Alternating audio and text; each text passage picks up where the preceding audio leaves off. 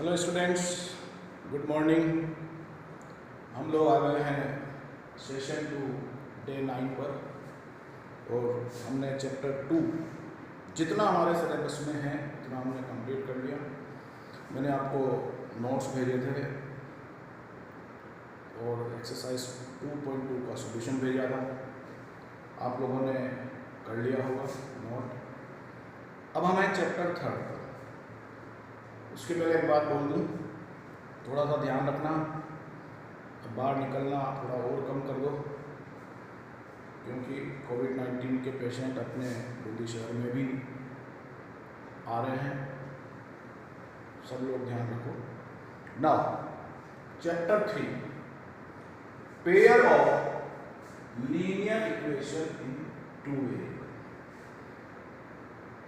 ये चैप्टर, ये नाम आपका पहले भी सुना हुआ है। 9th क्लास में एक चैप्टर था, चैप्टर नंबर 4, उसका नाम था लीनियर इक्वेशन इन 2 वेरिएबल। वहाँ सिर्फ था लीनियर इक्वेशन इन 2 वेरिएबल, यहाँ है pair of linear equation in 2 variable. अब इक्वेशन, ये वर्ड हमने बहुत छोटी क्लासेस से सुनना शुरू किया था, 6th में, 7th में, 8th में, इवन 9th में। जब हम लोग पहली बार इक्वेशन की बात करते हैं तो सबसे पहले हम लोग इस तरह की इक्वेशंस पढ़ना सीखते हैं।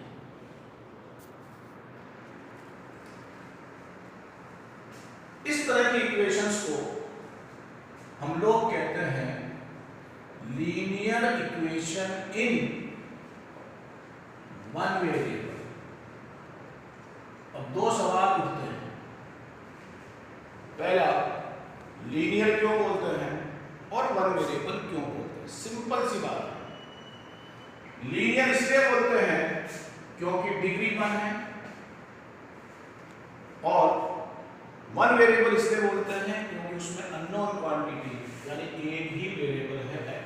यानी इक्वेशन में x होता है तो x ही आएगा, y होगा तो जहां भी होगा y होगा, दोनों एक साथ कभी नहीं आएंगे। और इन इक्वेशंस को सॉल्व करना हम लोगों ने 6th में, 7th में, 8th में सीखा है।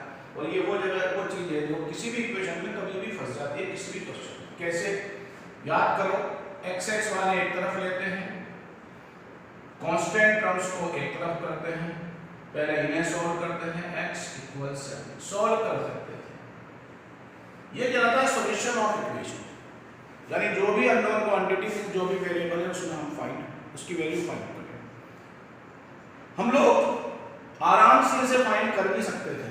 उसका रीजन है क्योंकि एक वेरिएबल ही फाइंड करना है और उसके लिए अपने पास एक इक्वेशन है। ये अपने पे सीखा 6th में, 7th में, 8th में, कभी कभी 9th में। फिर जब हम लोग 9th क्लास में आए तो हमने इस तरह की इक्वेशंस को पढ़ना शुरू किया चैप्टर नंबर 4 में। चैप्टर नंबर 4 इस तरह की इक्वेशंस पढ़ी। अब डिग्री अभी भी 1 है लेकिन अब वेरिएबल 2 है, इसलिए इस तरह की इक्वेशंस को हम लोग बोला करते थे लीनियर इक्वेशन इन 2 वेरिएबल। ये हमने पढ़ा था 9th क्लास के चैप्टर 4 में, और इस इक्वेशन पर हमने बहुत सारे काम किए, आप लोगों को सिखाया होगा। इसकी जो स्टैंडर्ड फॉर्म थी, स्टैंडर्ड फॉर्म वो थी ax + by + c = 0, जहां a, b, c कोई भी रियल नंबर हो सकते हैं। a वहां कोफिशिएंट ऑफ x है, यानी एक वेरिएबल का कोफिशिएंट, b दूसरे वेरिएबल का कोफिशिएंट, और c कांस्टेंट टर्म। हमने इसके बारे में पढ़ा और हमने इस पर बहुत सारे काम किए। यदि आप लोगों को ध्यान हो तो हमने इस पर करीब 4-5 काम किए थे। 4-5 काम कैसे? आपको x और y में से किसी एक की वैल्यू दे दी, आपने दूसरे की वैल्यू निकाल ली, पहला काम। दूसरा, आपसे कहा गया इस इक्वेशन के 3-4 वैल्यूज का सॉल्यूशन फाइंड करो, तो आपने x की अलग-अलग वैल्यू पुट की, y की निकाली, वो अलग-अलग सॉल्यूशन बन गए। आपने इसका ग्राफ बनाया, आपने इसको फॉर्म करना सीखा, लेकिन कभी भी सवाल ये नहीं आया कि सॉल्व द फॉलोइंग इक्वेशन। यानी सॉल्व का मतलब x की वैल्यू फाइंड करो और y की भी वैल्यू फाइंड करो। क्यों नहीं आया? उसके पीछे रीजन था, क्योंकि जब इक्वेशन एक हो और वेरिएबल 2 हो तो उस एक इक्वेशन से हम दोनों वेरिएबल की वैल्यू फाइंड नहीं कर सकते। उसके लिए इस तरह का पूरा एक पेयर यानी दो इक्वेशन होनी चाहिए, और जब यानी वो इस तरह से होना चाहिए जैसे एक इक्वेशन तो मान लो यही है, दूसरी भी एक इक्वेशन होना चाहिए 3x - 5y = 2 इस तरह से। और जब दो एक जैसी चीजें हों, ये भी लीनियर इक्वेशन इन 2 वेरिएबल है, ये भी लीनियर इक्वेशन इन 2 वेरिएबल है, दोनों मिलकर जो चीज बनाते हैं वो कहलाता है pair of linear equation in 2 variable. आप फिर सवाल कर सकते हो, लीनियर इक्वेशन दोनों है, 2 वेरिएबल दोनों में है, पेयर हमने इसलिए बोला क्योंकि अब एक नहीं दो है। जब दो एक जैसी चीजें मिलकर कोई चीज बनाती है तो that called pair of linear equation in 2 variable. कुछ लोग इसे simultaneous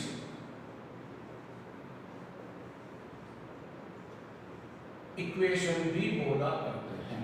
what is the meaning of simultaneous? Simultaneous का मतलब एक के साथ एक लगातार, तो ये एक के साथ एक, इसलिए इसको कुछ लोग साइमल्टेनियस इक्वेशन बोलते हैं, पर मोस्टली हम इसको बोलते हैं pair of linear equation in 2 variable. इसके स्टैंडर्ड फॉर्म क्या होती है? स्टैंडर्ड फॉर्म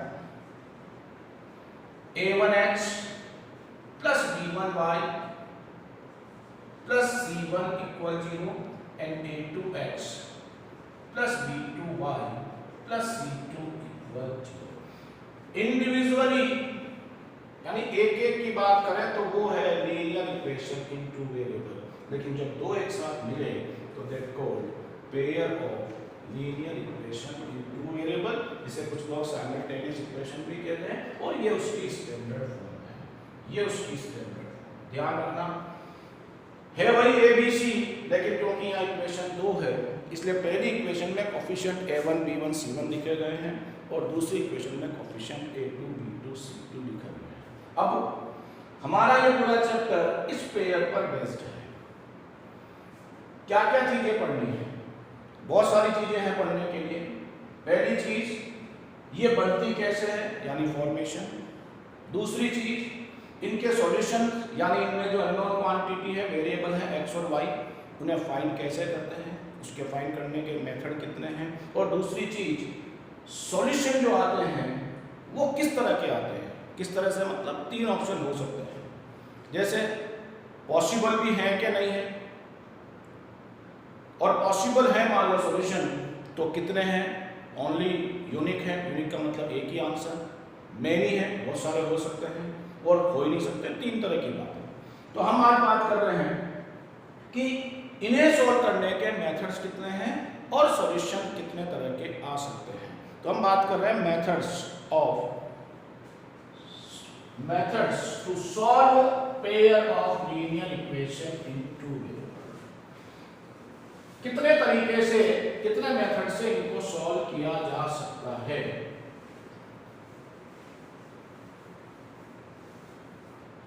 सॉल्व करने के मेथड यानी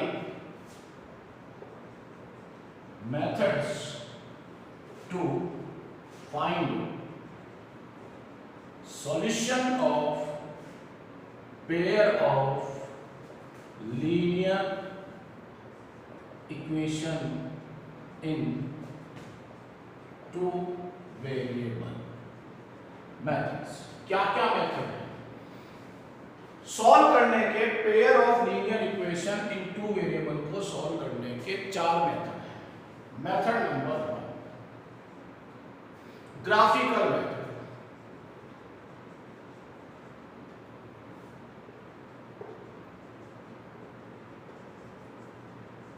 पहला मेथड ग्राफिकल मेथड, जो लॉन्ग प्रोसेस होता है।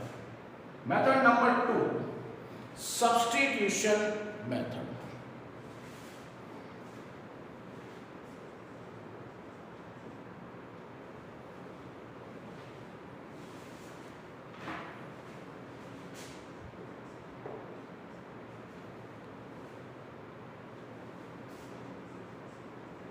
Substitution method number 3 elimination then substitution method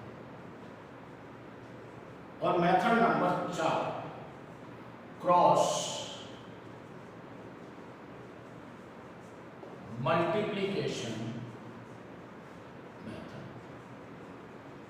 यानी 4 तरीके से हम किसी भी pair of linear equation in two variable को सॉल्व कर सकते हैं। इसमें से इस साल हमारे सिलेबस में क्रॉस मल्टीप्लिकेशन मेथड को उन्होंने डिलीट कर रखा है इस साल, यानी इस पर कोई सवाल इस साल एग्जाम में नहीं आएगा, इसलिए हम लोग इस मेथड की बात इस साल नहीं करेंगे।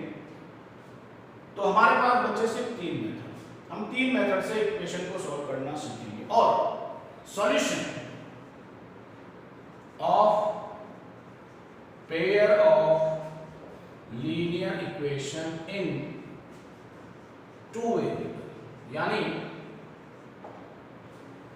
किसी भी pair of linear equation in two variable के सॉल्यूशन कौन कौन से हो सकते हैं, कितने टाइप के हो सकते हैं। इसमें भी 3 तरह के सॉल्यूशन पॉसिबल होते हैं। पहला यूनिक सॉल्यूशन मीन्स किसी भी पेयर को हम सॉल्व करें तो x की एक फिक्स वैल्यू y की एक फिक्स वैल्यू आएगी, उसे कहते हैं यूनिक सॉल्यूशन। यानी इसमें हम लोग x की एक वैल्यू फाइंड कर सकते हैं, y की एक वैल्यू फाइंड कर सकते हैं, और मैं करूंगा तब भी वही आएगा, कोई भी करेगा तब भी वही आएगा, कोई और करेगा तो भी वही आएगा, शर्त सबने सही किया। यानी x की एक वैल्यू होगी, y की एक value. Number 2 no solution. No solution का मतलब है कि वो पेयर इस तरह का है कि उसको x और y का कोई वैल्यू नहीं है। नो सॉल्यूशन का मतलब, तो फिर अपन x जब सॉल्यूशन है ही नहीं तो ना हम x फाइंड कर सकते हैं ना y फाइंड कर सकते हैं। और तीसरा है many solution. Many solution, what is the meaning of many solution? Many solution का मतलब x की बहुत सारी वैल्यूज है, y की बहुत सारी वैल्यूज है, मेनी का मतलब बहुत सारी है, हम उनको फाइंड नहीं कर सकते। यानी आंसर केवल हमको यूनिक के केस में ही। अब कल जब हम मिलेंगे, कल या बात करेंगे, तब हम शुरू करेंगे ग्राफिकल मेथड। आप ढंग से पढ़ना इसको। हम लोग कल नया मेथड शुरू करेंगे, first method graphical method. Thank you very much.